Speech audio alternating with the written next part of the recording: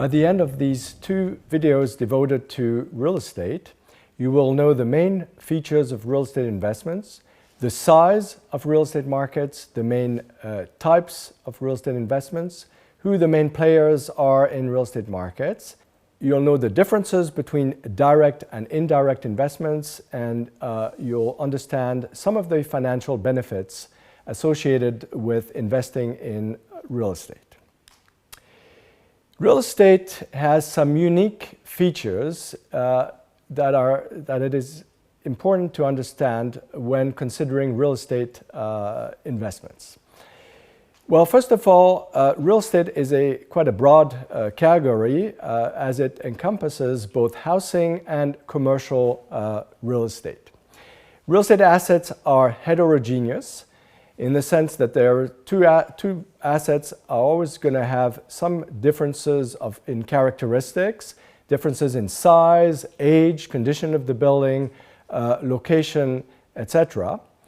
The value of assets is rather high, and as a consequence, you need large amounts of money in order to invest in real estate, except for securitized investments, and we'll come back to that in a moment. Location is very important. It's one of the most important drivers of real estate returns.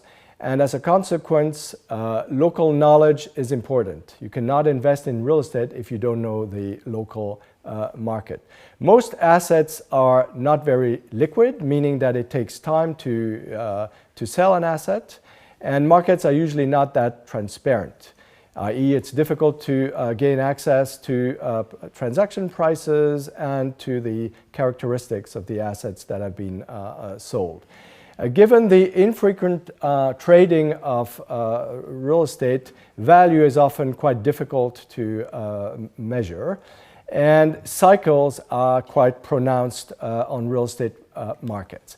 And to illustrate the cyclicality of real estate, let's consider this graph, which pertains to commercial real estate markets in the US.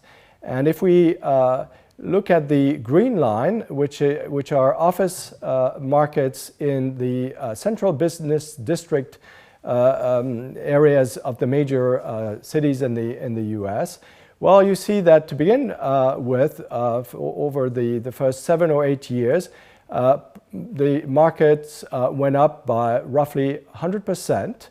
And then during a roughly 2-year period, the market went down by 50%, and now since 2010 the index has gone up by roughly 200%.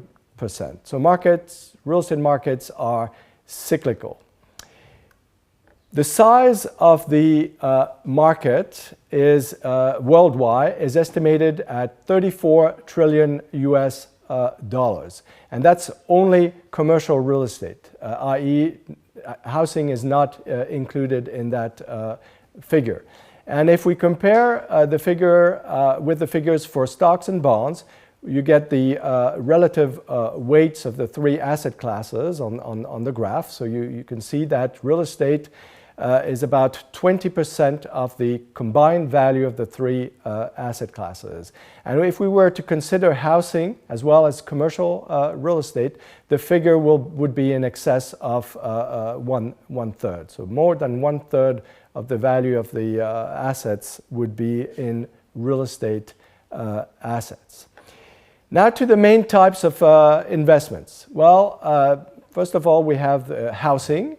And housing includes both houses and so-called condominiums.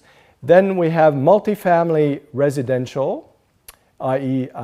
apartments. And then a number of other commercial real estate categories, the main ones being offices, retail, hotels, industrial, etc.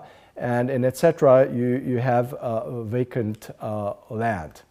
Who are the main players on real estate markets? Well, on housing markets, it's mostly private investors, households buying their house or their condominium. On commercial real estate markets, you've got a number of important players, including institutional investors, pension funds and insurance companies, and sovereign wealth funds, the importance of which has grown quite a bit over the past 10 years. Then you've got a number of funds which invest in real estate, you've got real estate companies, and you've got the corporations which need properties in order to undertake their activities.